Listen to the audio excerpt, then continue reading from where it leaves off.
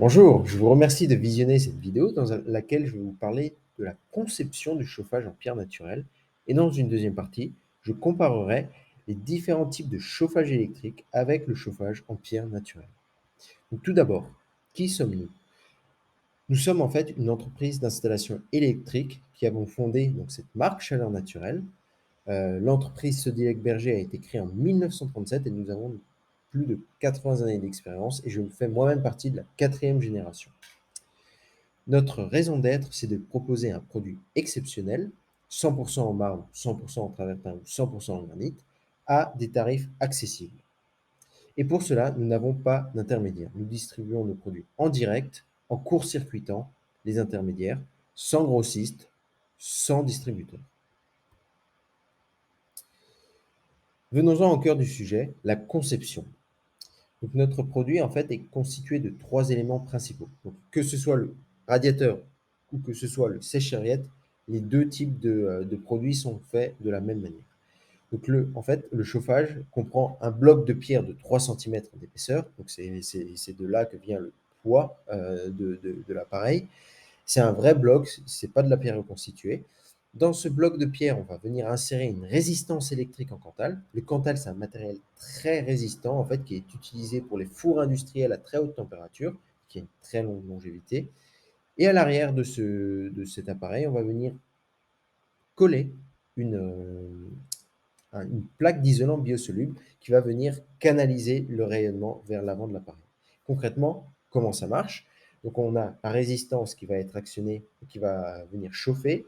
La pierre va ensuite monter en température et grâce à son inertie, la pierre va venir progressivement dissiper la chaleur sous forme de rayonnement thermique. Et ce rayonnement thermique sera canalisé vers le volume à chauffer grâce à la présence de cet isolant biosoluble. Je voudrais désormais comparer les différents types de radiateurs électriques pour que vous puissiez comprendre qu'est-ce qui fait la différence entre un radiateur classique et un radiateur en pierre naturelle. Donc j'ai ici fait un tableau comparatif sur trois plans différents, l'inertie, le rayonnement, la montée en température.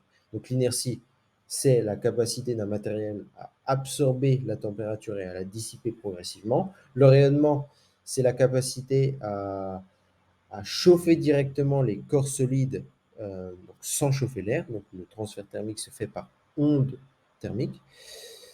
Et ensuite, vous avez également la montée en température. Donc sur le plan de l'inertie, donc le radiateur en pierre naturelle a une très bonne inertie parce que c'est un bloc de pierre de 3 cm d'épaisseur, donc il y a une très bonne densité volumique. Le rayonnement, c'est ce qui fait vraiment la particularité de notre chauffage en pierre naturelle, puisque en fait, avec ce rayonnement, on a 90% du transfert thermique se fait par rayonnement. Et ensuite, la montée en température est également très bonne sur le radiateur en pierre naturelle parce que nous venons insérer dans ce chauffage entre 8 et 15 mètres de résistance. Et donc, cette longue résistance permet une montée en chauffe très rapide. Je voudrais désormais revenir en image en fait pour comparer le radiateur à inertie sèche classique et le radiateur en pierre naturelle. Donc sur les radiateurs électriques à inertie sèche classique, donc, que vous avez une image à gauche, vous avez donc un cœur de chauffe qui est soit en briques réfractaires, soit en céramique, en pierre de lave ou autre. Vous avez également un corps de chauffe, donc, qui est ici la carcasse métallique, et vous voyez avec le numéro 3 qu'il y a un espace libre entre le cœur et le corps de chauffe. Et cet espace libre, en fait, va créer des mouvements de convection. Et c'est ce qui fait, en fait, que le radiateur à inertie sèche classique, en fait, n'a pas un excellent rayonnement. C'est pour ça que j'ai mis que 1 plus sur ce tableau. En fait, 30 à 40% du transfert thermique va se faire sous forme de convection. Et donc, avec le numéro 4, vous avez également donc, ces ailettes qui vont permettre d'évacuer ces mouvements de convection. Et la convection, ça va assécher l'air, ça va créer ça ne va pas vous permettre d'avoir une homogénéité thermique dans la pièce. Donc, vous allez avoir un plafond très, très chaud et vous allez avoir les pieds froids. Et en plus, vous allez avoir des mouvements de poussière et de particules. Sur le radiateur en pierre naturel, donc vous avez une image à droite. La conception est différente. La résistance est insérée au sein même de la pierre. Il n'y a pas de dissociation entre le cœur et le corps de chauffe. On a une fusion en fait du corps et du cœur de chauffe. Et à l'arrière, vous avez un isolant qui va permettre de canaliser le rayonnement thermique vers l'avant de l'appareil. Donc on voit bien qu'il y a une conception qui est beaucoup plus sobre, efficace et élégante et qui permet de maximiser le rendement radiatif du radiateur. Donc, je voudrais encore une fois revenir sur ces deux concepts, donc l'inertie et le rayonnement. Donc, l'inertie et le rayonnement sont deux concepts clés qui vont vous permettre d'atteindre le confort thermique plus rapidement. Vous allez avoir une hygrométrie stable, donc pas d'assèchement de l'air, vous allez avoir une homogénéité thermique dans la pièce, donc la température sera équivalente au sol et au plafond. Vous n'allez pas avoir de mouvement de poussière et de particules, parce qu'il n'y a pas de mouvement de convection avec le radiateur en pierre naturelle.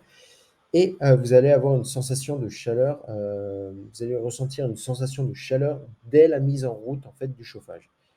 Parce que en fait le rayonnement va venir, le rayonnement fonctionne via des ondes thermiques et les ondes thermiques vont venir, directement en fait, pénétrer profondément votre épiderme et c'est ce fonctionnement qui va vous permettre de ressentir rapidement cette sensation de chaleur. Donc le rayonnement, c'est ce qui permet de c'est comme les rayons du soleil en fait. Dès que vous allez exposer une partie de votre corps aux rayons du soleil, vous allez immédiatement sentir cette sensation de chaleur parce que les ondes thermiques vont transmettre leur énergie.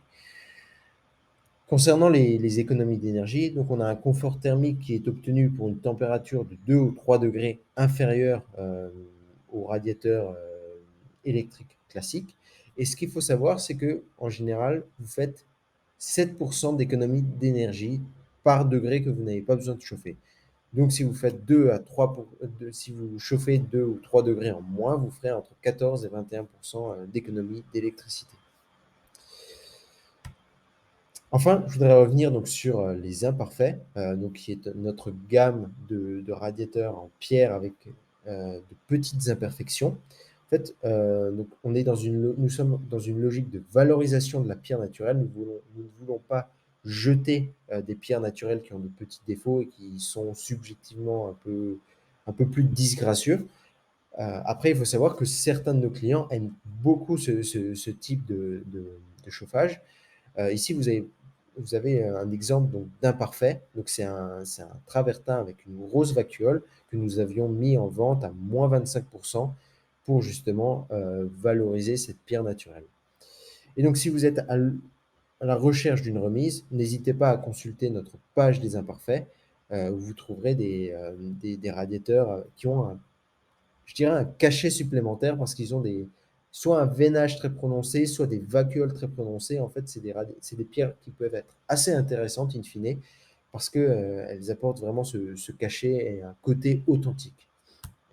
Si vous avez des questions, n'hésitez pas à me contacter. Vous pouvez m'écrire sur arthur.forer@chaleur-naturelle.fr en répondant à cet email ou vous pouvez nous téléphoner au 03 67 76 94 03. Je vous remercie pour votre attention et je vous dis à la semaine prochaine. Au revoir.